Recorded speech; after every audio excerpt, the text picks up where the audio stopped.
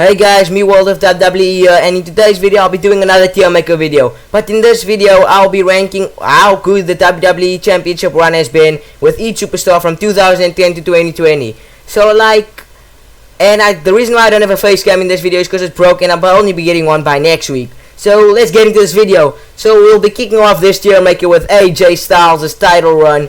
I don't know exactly when he won it, but I'll be ranking how good he was when he had it. AJ Styles won the title of Jinder Mahal, making him win his first WWE champion in WWE history. So AJ Styles had a pretty good run. He became a two-time WWE champion, but he didn't have a supreme run like I would give to Brock Lesnar or to Triple H or to Roman Reigns, something like that.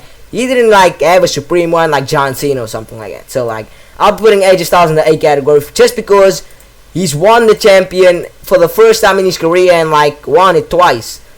I've never been a fan of Alberto Del Rio's title reign because he won the title, then Rey Mysterio cashed in Money in the Bank and he lost the title. So that wasn't a pretty good run, and then he'll be placed in the D category.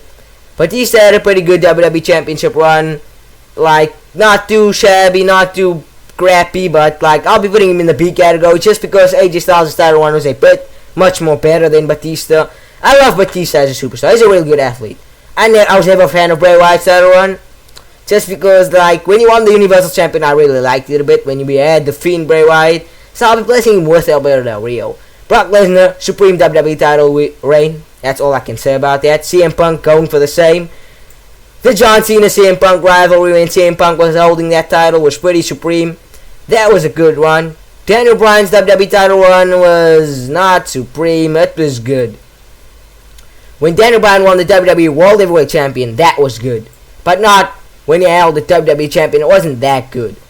Then we got Dean Ambrose. Had a alright run. I won't say very supreme, very A-ish, very B. It may be a bit B-ish, or even C, because when he held the title, they weren't so overworked. When Dean Ambrose had the title, they weren't placing him in high category matches. I love when the Shield faced off in a triple threat match for the WWE champion when Dean Ambrose is the champion, but obviously he didn't come out with a win. They pushed it more to let Seth Rollins win the belt. So Dean Ambrose had a C type run. He's not with Alberto Del Rio and Bray Wyatt. That crap runs.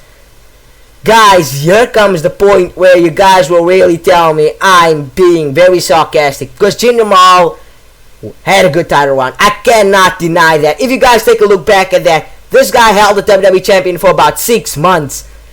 This guy held it for longer than what Biggie has held it. And you guys are saying Biggie's been a better WWE champion than Jinder Mahal. I really think Jinder Mahal is better than Bray Wyatt's title run, better than Alberto Del Rio, and better than Dean Ambrose. He should be placed to the B category. Give him some respect for holding that WWE champion for 6 months. Even though that wasn't a high-stake WWE title run, he held it for 6 months, and it shocked the world when he won it. No speaking about this one. This is a Supreme title run. Kofi Kingston's title run. This I will say, it was good. I really loved it when I heard it was Kofi Mania. Kofi won the WWE champion from Daniel Bryan.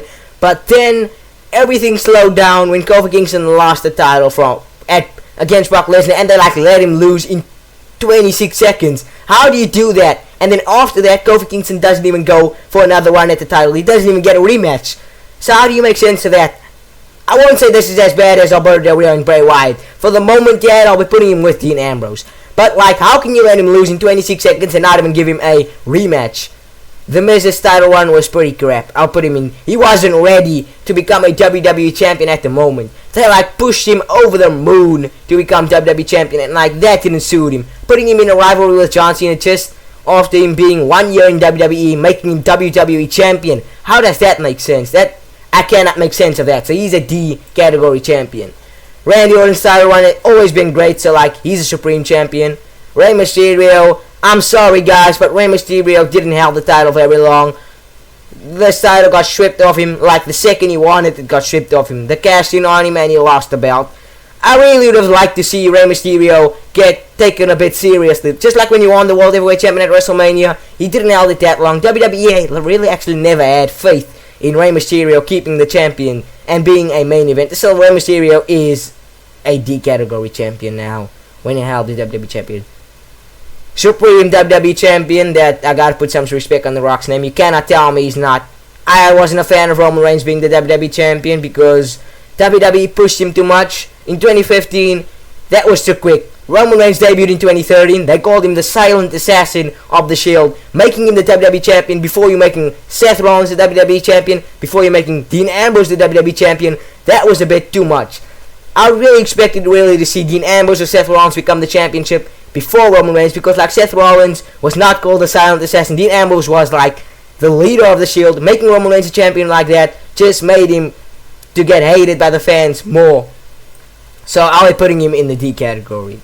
Sorry guys for you Roman Reigns fans out there, but Seth Rollins has to be pushed a bit ahead of A. So Seth Rollins had a Supreme WWE Championship run. I wouldn't even mind if they had to let him win that Fatal 4-Way with Big E, Bobby Lashley, and Kevin Owens. I wouldn't really mind it. But seeing that they threw Brock Lesnar into that match, they had to let him win it. Sheamus' title run, they like forced this on Sheamus for him to cash in on Roman Reigns, win the belt, and lose it again. That's a crappy run. But Sheamus' first run with the WWE Champion was really good, but the second one was not that good. So I'll be putting him in the D category. We have a lot of D category type. Triple H's run was not that good. His second run of the WWE Champion was not that good because like they just let him win the Royal Rumble and then he lost it again at WrestleMania to Roman Reigns. So like, but that wasn't too bad, like a D category. So I'll be placing him in the C category. That's pretty fine with Triple H. Drew McIntyre had a good 2020, especially when he won the Royal Rumble. He had a good 2020-2021 year.